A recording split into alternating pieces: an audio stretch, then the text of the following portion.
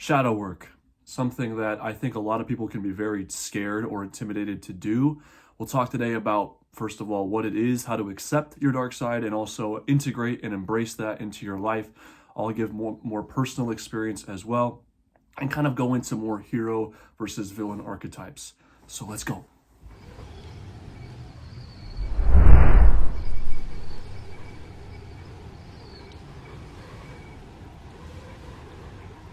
Carl Jung was born and died in Switzerland and lived through the late 19th century and the early 20th century. And what he states is that Jung believed that exploring the shadow was essential for personal growth and individuation, the process of becoming one's authentic self.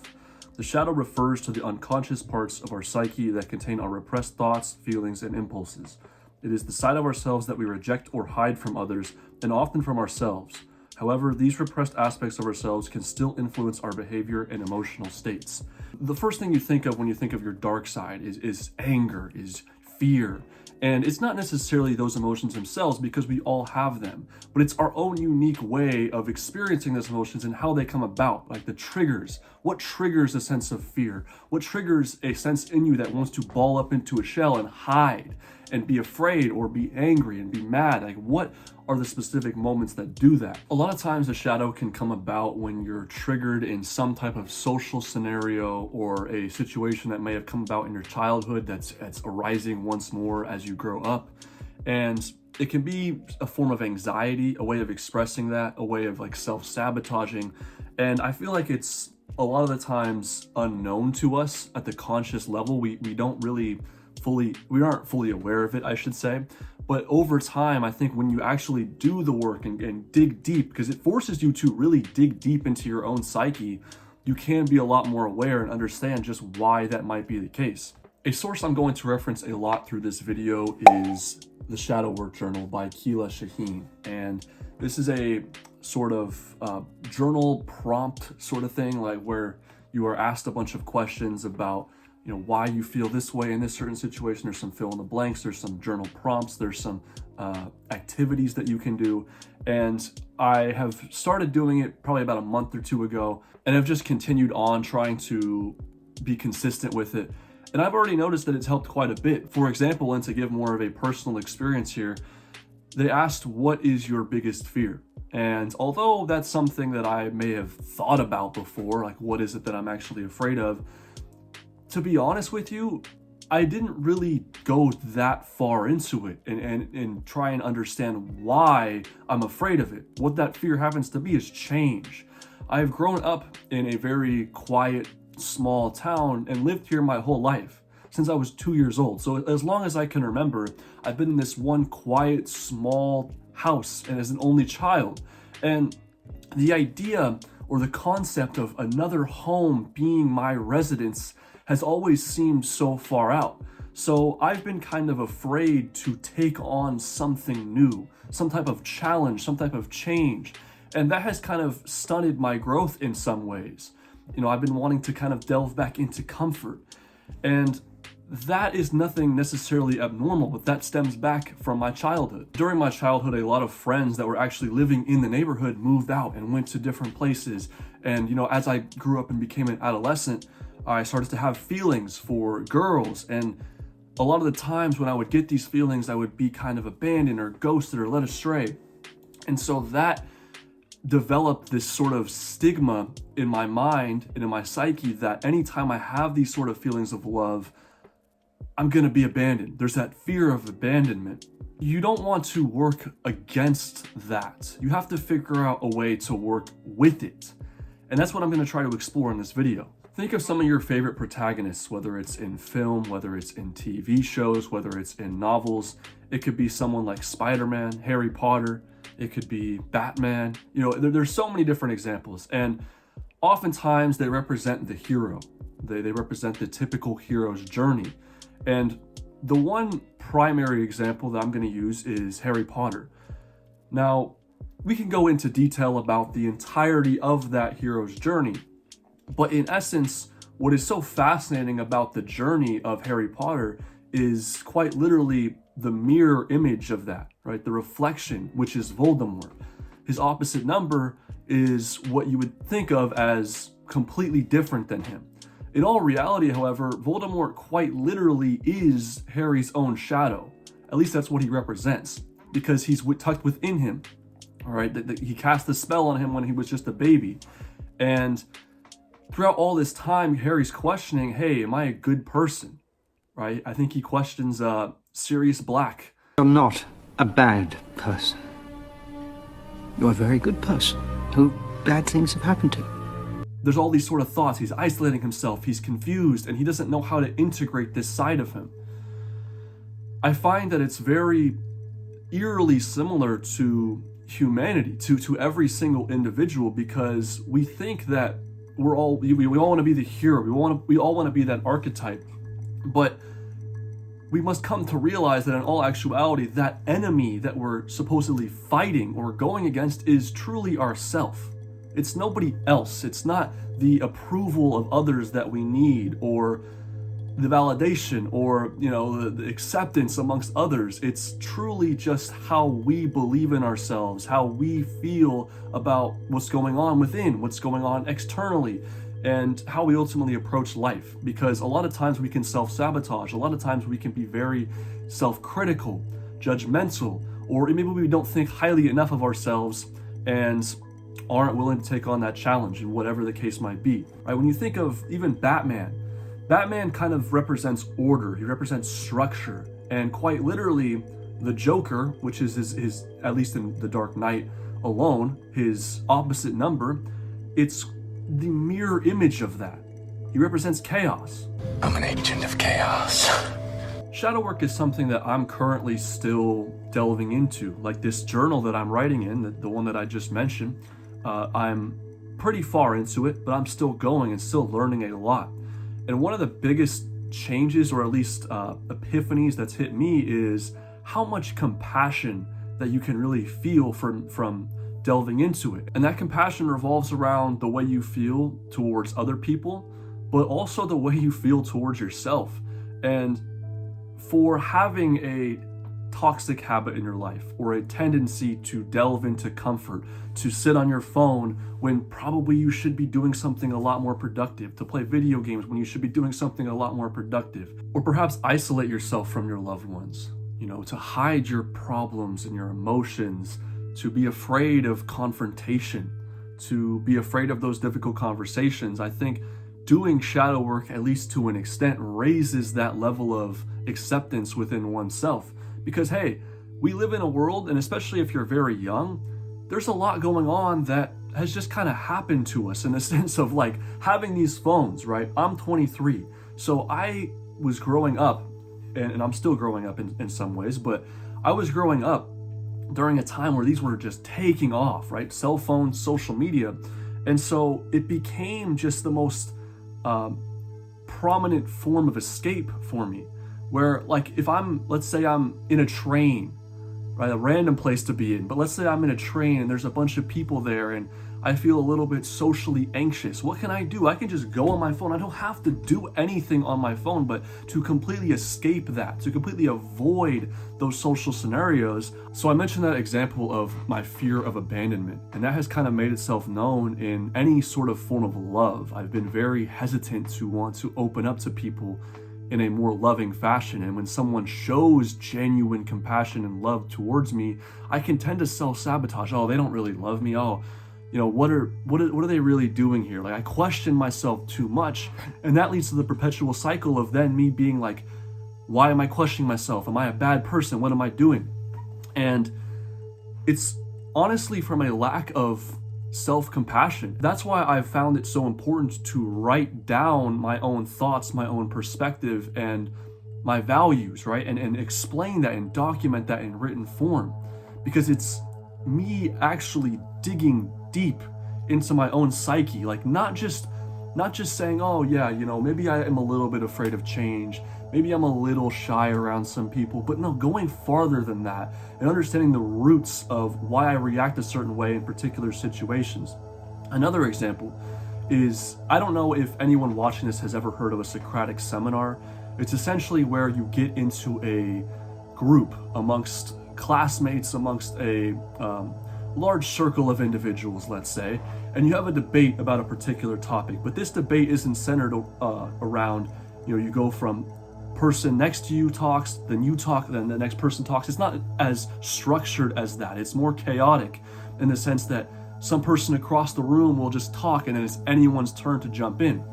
And it's very much about expressing very raw ideas, and in that situation, and those Socratic seminars took place when I was in high school, but I would always shut down. I failed every single one of those. I would be the one guy who just could not talk. Early on, people start talking, conversing.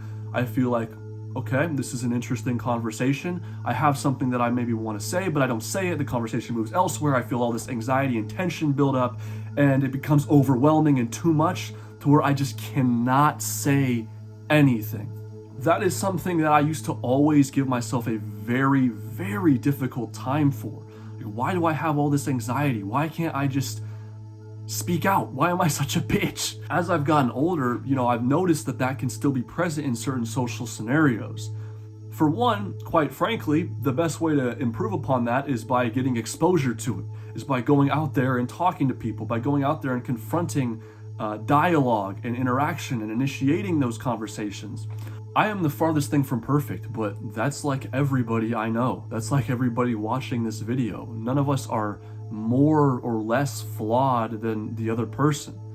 It's all about how we integrate our dark side, how we accept and have compassion for the fact that we're human beings. We're not robots or mere machines roaming this planet with the capability of just constantly work. We make very many mistakes. We fail quite often. But the thing about failure is that it teaches us more than anything else really can. When we lose, when we fail, when we fall.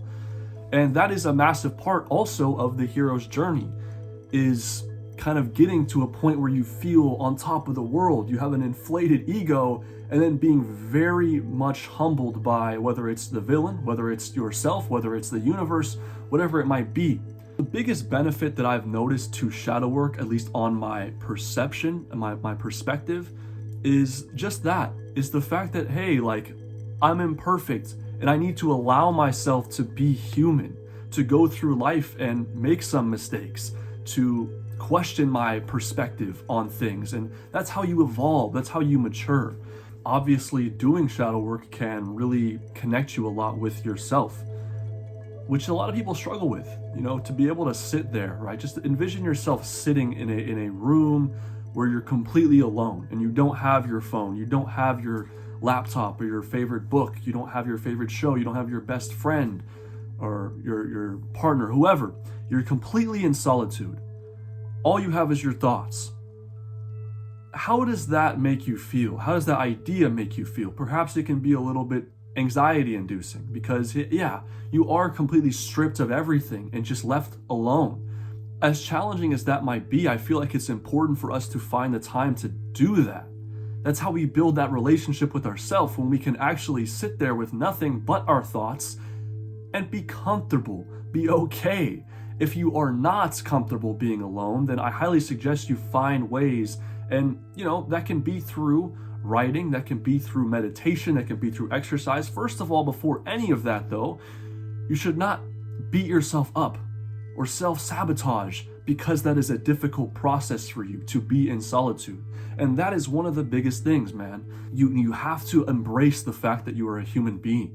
I am very thankful to have grown up fortunate in my life because, like I said, even though I grew up in a small town and never had to adapt to any big change per se, I had two loving parents who were wealthy, and I was always safe. I never really felt like I was in danger, and I was very fortunate, like I said, to have grown up in the environment that I did. But for a lot of people, you might have grown up with narcissistic parents, you might have grown up with abusive parents, or just in sort of a broken home, had a rough childhood.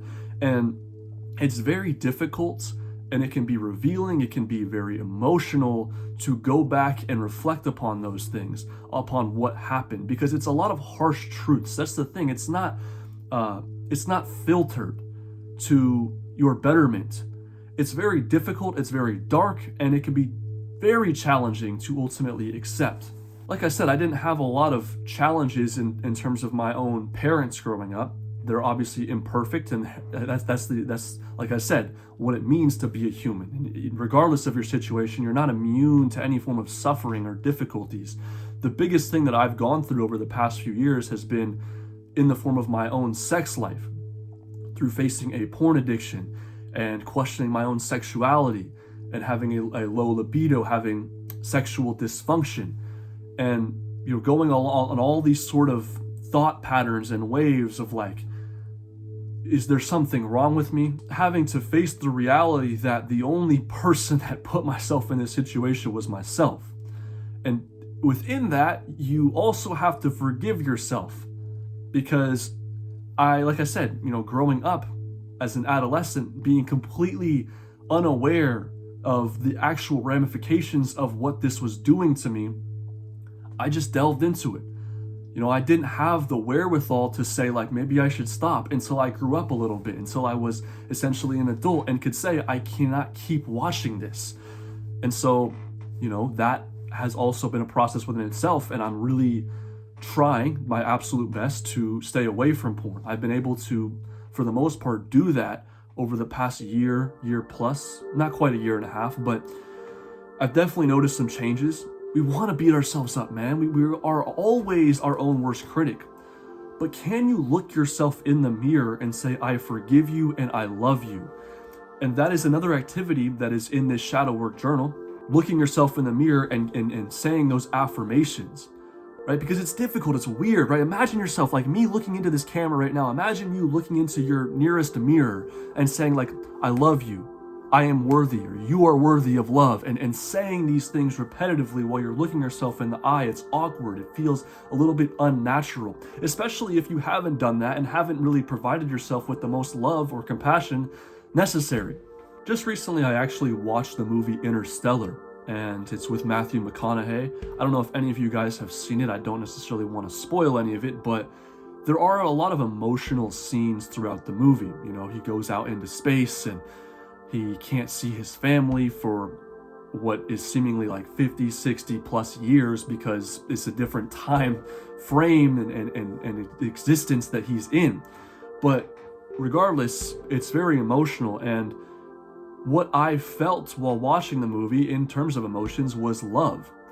Love is something that I haven't allowed myself to feel. For so long, I've gone away from it. Anytime that sort of feeling comes about, I don't want anything to do with it. But this time, however, I allowed myself to feel the emotion of love. After the movie was over, I sat there and was reflecting on my own life. I thought about my family, I thought about my friends, I thought about my journey, and I felt nothing but love. So what happened was I cried. I was very emotional, and a lot of tears came pouring out. More than I've ever allowed myself to cry. I don't usually do that, but I sat there and just let it all out. I wasn't sobbing, but I was crying a lot.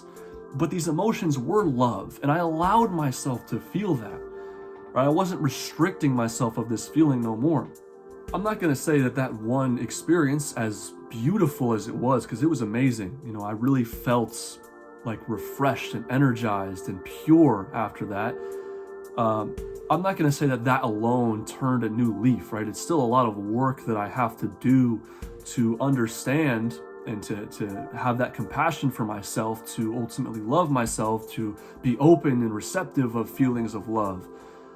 But the way I want to start is by starting to literally say those affirmations, to write them down, to document them, to not just think, I love you.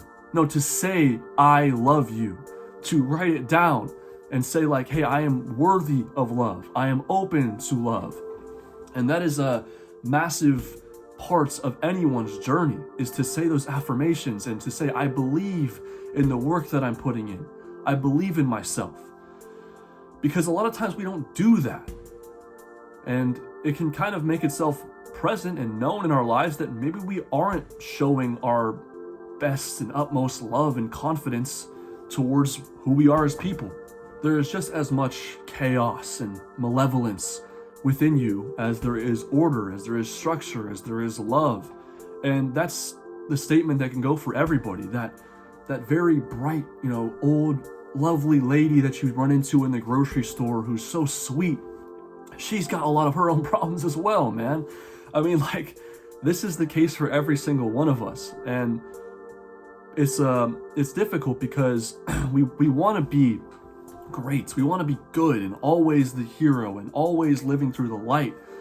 But I don't think that that's the most proficient way to live, because it allows that dark side to kind of go unattended to. And when that happens, it can manifest itself and make itself known in not so great ways and not so healthy manners. So I would advise anyone to do a little bit of shadow work if you haven't already. I know it's a very difficult process, and like I said, it can be quite emotional for anybody. It can be extremely revealing, like one of the most revealing things I think that you can experience, depending on the actual levels that you're willing to go to in terms of your own psyche. It's pretty amazing. Now, what inspired me personally to do this was actually, believe it or not, a psychedelic trip. I've had a few of those in my life, and the most recent one that I had was a little bit overwhelming. I had a lot of anxiety and was feeling like I wasn't quite facing something. I didn't know exactly what it was. It wasn't in particular a specific epiphany that I needed to face during the experience, but more so emotions and triggers and responses that I needed to understand by trying something like shadow work. Now, during that experience, I didn't think, I need to do shadow work. But after a period of time, I kind of sat down and realized that there was a lot of inner work that I kind of needed to do, and feelings that I needed to understand. And so I'm on that journey. I would love it, and I would aspire, obviously everyone, to each their own, but if you haven't done it and have been interested in it, then I encourage you to do that. If you want to start, literally buy this journal, then it's on Amazon. You could probably find it, the Shadow Work Journal. Either way, I thank you guys for tuning in. I hope you might have learned something from this video or taken something from it. And much love as always. Will from Shadow Ascent, signing out.